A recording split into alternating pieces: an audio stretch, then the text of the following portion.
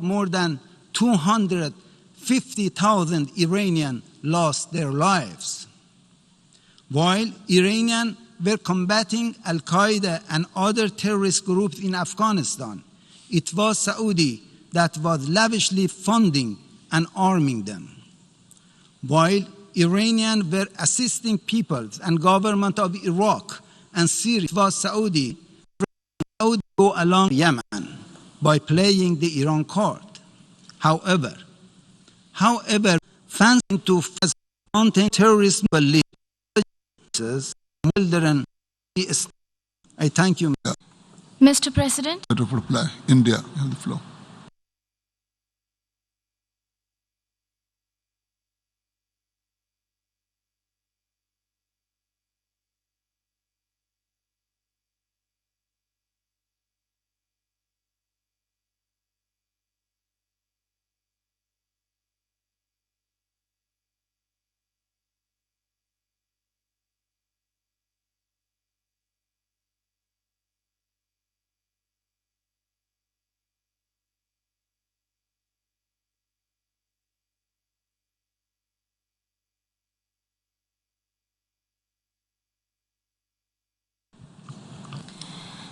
Mr. President, I take the floor to exercise India's right of reply to the statement made by the Prime Minister of Pakistan.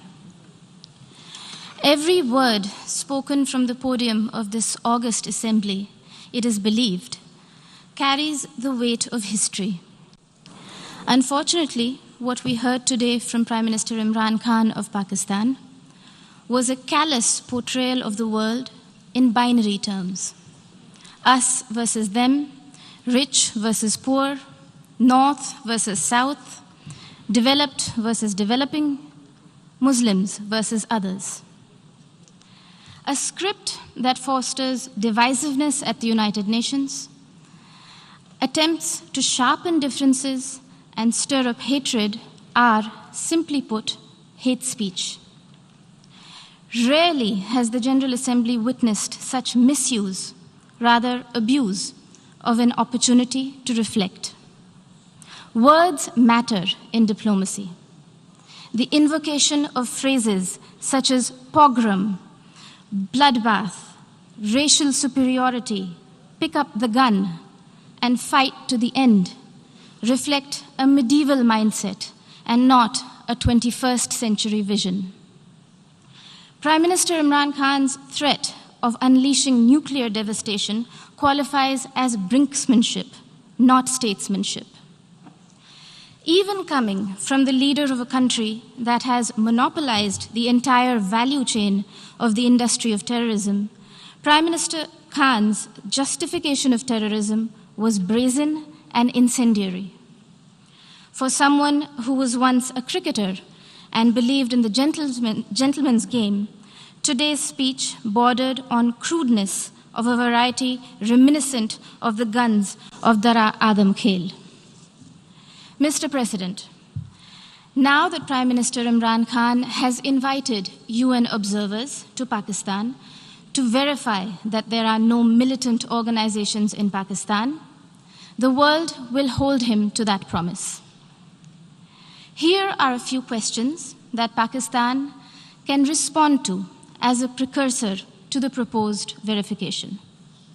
Can Pakistan confirm the fact that it is home to 130 UN-designated terrorists and 25 terrorist entities listed by the UN as of today? Will Pakistan acknowledge that it is the only government in the world that provides pension to an individual listed by the UN in the Al-Qaeda and Daesh sanctions list? Can Pakistan explain why, here in New York, its premier bank, the Habib Bank, had to shut shop after it was fined millions of dollars over terror financing? Will Pakistan deny that the Financial Action Task Force has put the country on notice for its violations of more than 20 of the 27 key parameters? And finally, would Prime Minister Khan deny to the city of New York that he was an open defender of Osama bin Laden? Mr. President, Having mainstreamed terrorism and hate speech, Pakistan is trying to play its wild card as the newfound champion of human rights. This is a country that has shrunk the size of its minority community from 23% in 1947 to 3% today, and has subjected Christians, Sikhs, Ahmadiyas, Hindus, Shias, Pashtuns, Sindhis, and Balochis to draconian blasphemy laws, systemic persecution, and blatant abuse and forced conversions. Their newfound fascination for preaching human rights is akin to trophy hunting of the endangered mountain goat, the markhor. Pogroms, Prime Minister Imran Khan Niazi, are not a phenomenon of today's vibrant democracies. We would request you to refresh your rather sketchy understanding of history. Do not forget the gruesome genocide perpetrated by Pakistan against its own people in 1971 and the role played by Lieutenant General A.A.K. Niazi.